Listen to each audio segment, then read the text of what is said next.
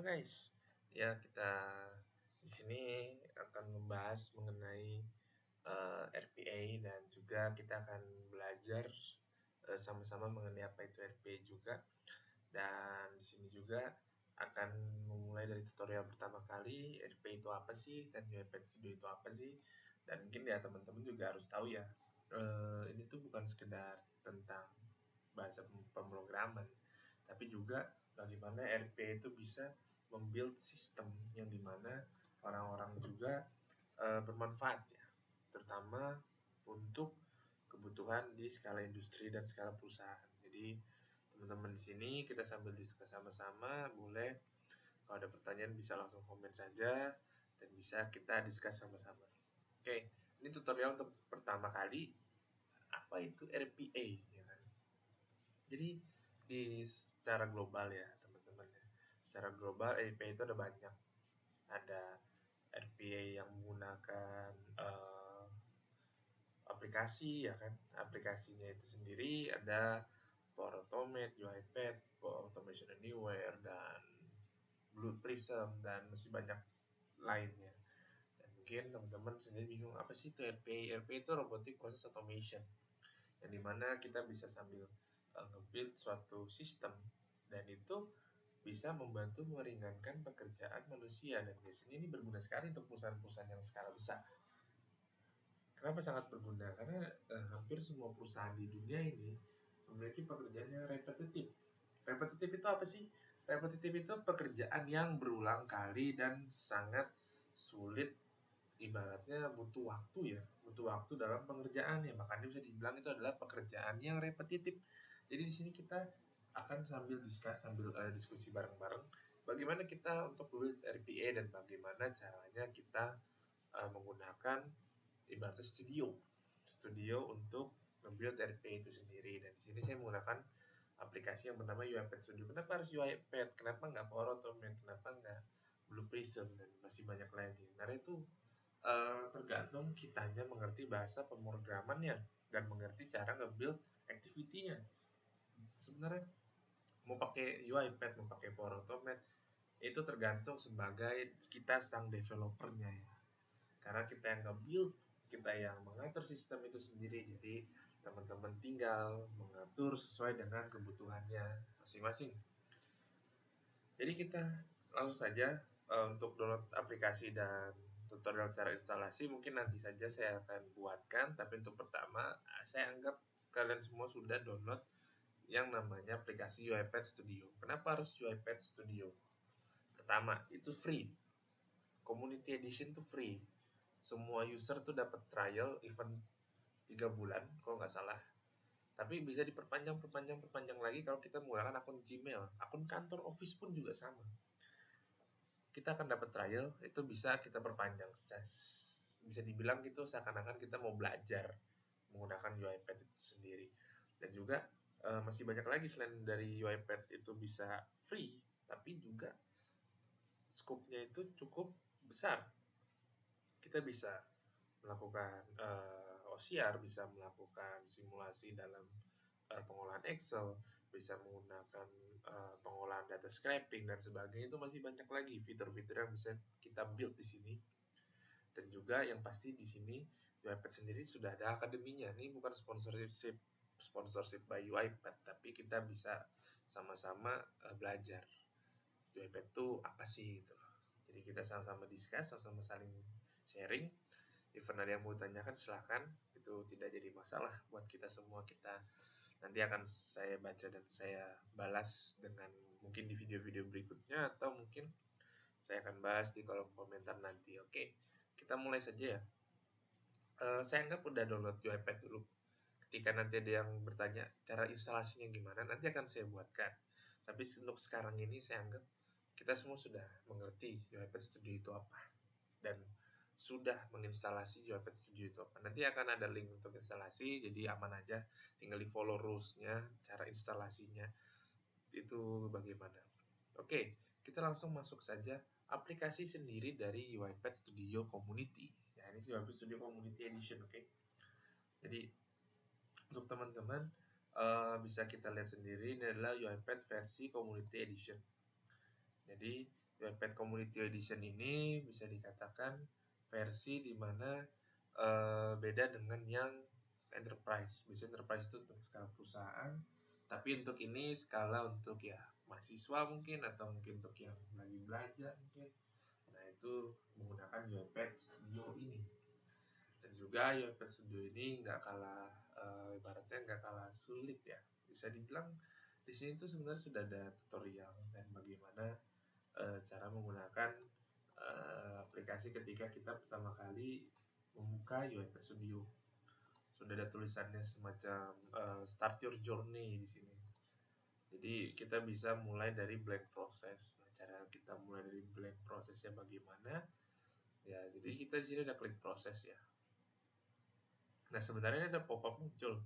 Kalau teman-teman punya aplikasinya, itu bisa dilihat dari pop-up dari UiPath-nya sendiri. Ini akan saya munculkan. Nanti akan ada pop-up muncul seperti new blank process, yang dimana itu tulisannya mau buat fitur baru atau enggak gitu.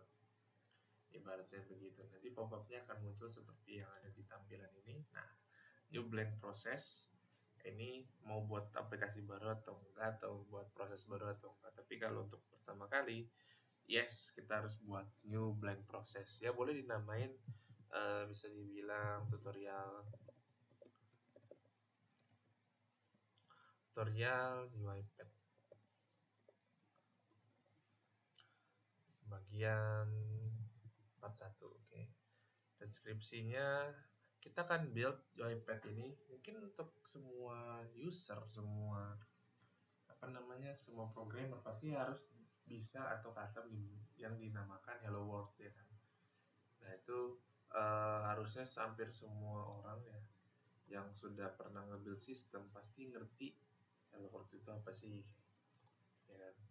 Hello World itu apa sih gitu. Ya hampir semua pasti tahu. Nggak mungkin lah dia nggak tahu Hello World itu apa ya kan.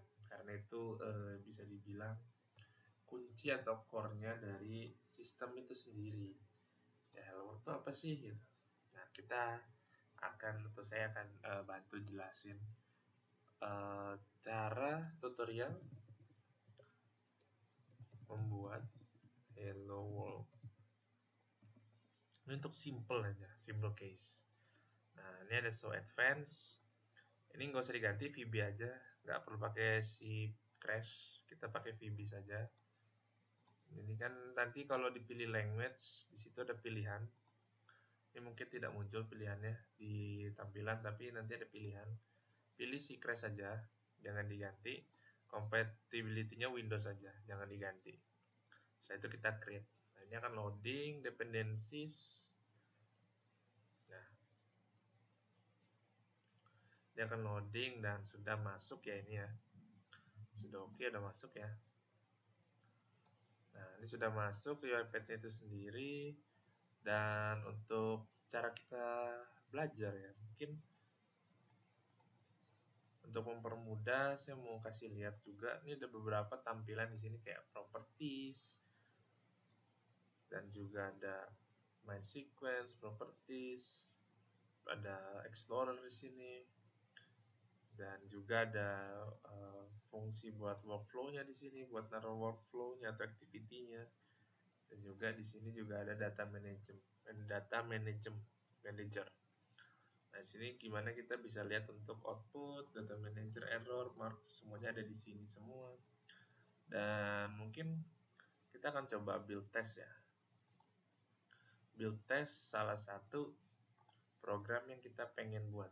Tadi yang saya bilang apa, Hello World ya. Hello World sendiri caranya bagaimana? Nah, ketika kita ngebuat Hello World, mungkin kalau di Python atau di bahasa-bahasa coding lain, tinggal print Hello World, ya kan? Print Hello World, dah simple. Oh, ini nggak sesimpel itu.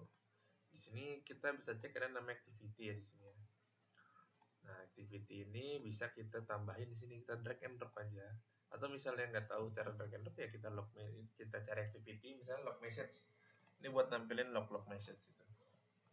Bisa. Nah, terus kita masukin message-nya hello world, tanda seru. Nah, terus kita kasih tahu ini apa maksudnya, ini sebagai info. Nah, kita running. Nah, oke, sudah selesai ya. Di sini terlihat checklist karena settingan saya di sini di bagian debug.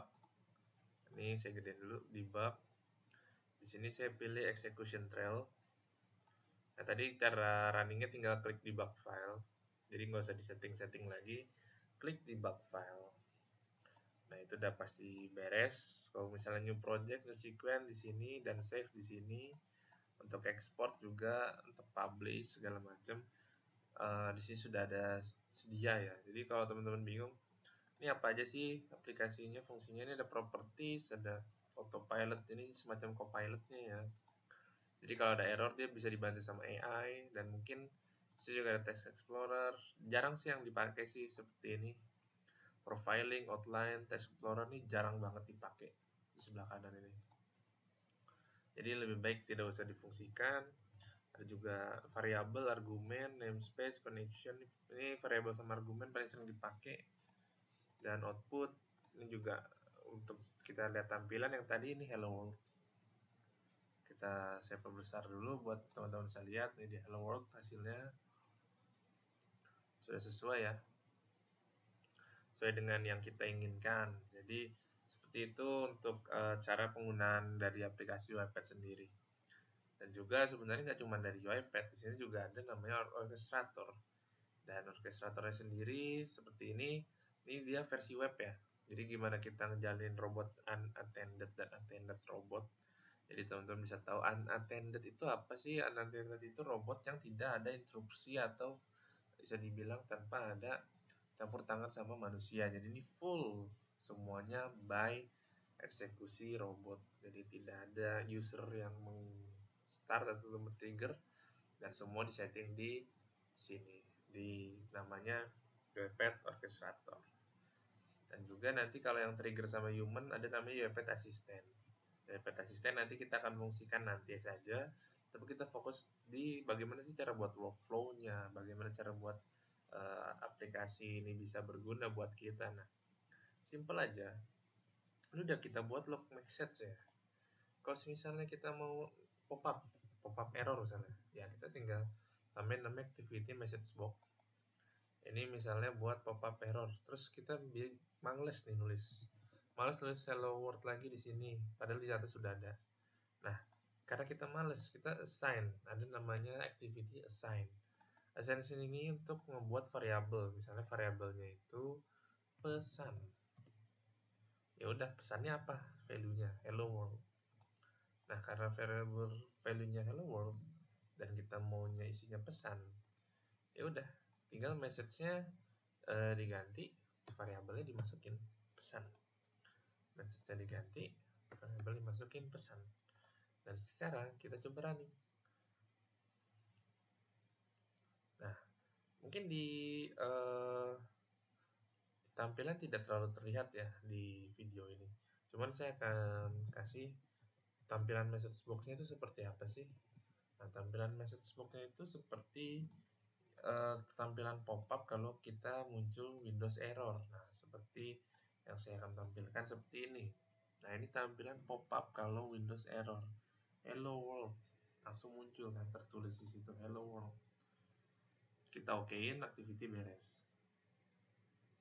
Kalau kita mau running, kita debug lagi. Nah, hello world-nya muncul lagi, kita klik activity beres. Ya seperti itu. Jadi teman-teman bisa coba sendiri bagaimana sih caranya kita buat robot di rumah masing-masing. Jadi tanpa harus kita ya belajar mungkin dari course ya, mungkin ada akademi ya, di UiPath itu ada akademi, ada sertifikasi. Jadi bisa tuh kalau mau sertifikasi dan sebagainya, cuman itu ya berbayar, akademinya gratis. Tapi mungkin bingung ya, kalau saya mungkin kalau jadi teman-teman mau belajar mungkin dari akademi itu akan bingung. Jadi mungkin ya dari nonton video tutorial, lihat dari YouTube segala macam itu lebih baik. Nah, saya ini mau ngajarin juga, kayak tadi terpotong azan. Ini dilanjut lagi bahwa activities ini ada banyak, jadi bisa coba satu-satu dulu. Nggak cuma sekedar hello world, tapi di sini saya akan ngajarin cuma untuk hello world, cara buat hello world itu seperti apa. Dan nanti akan coba lagi bagaimana kita menulis, bagaimana kita membuat Excel, dan bagaimana kita mengatur flow decision. Nanti juga bisa. Ini saya buat hampir berapa nih, Hello World berkali-kali nih. Ada yang pop up, ada yang white line. Ini white line juga nulis. Jadi kita di sini ada berbagai macam cara ya, cara menulis Hello World. Jadi kalau ada yang mau didiskus, ada yang mau kita tanyakan dari Hello World ini boleh. Dan bagaimana cara instalasi dan package ini juga sebenarnya ada banyak, bisa ditanyain juga. Dan kenapa saya cuma pakai satu, kenapa yang lain nggak dibawa, itu juga bebas sebenarnya. Tapi alangkah baiknya juga diinstal juga package yang harus official untuk sekarang, supaya bisa menggunakan macam-macam fitur lainnya. Mungkin itu dua yang bisa saya discuss dan kita sampaikan semua ya teman-teman. Pada yang mau tanyakan silahkan, dan kita discuss bareng-bareng. Mungkin itu aja, terima kasih.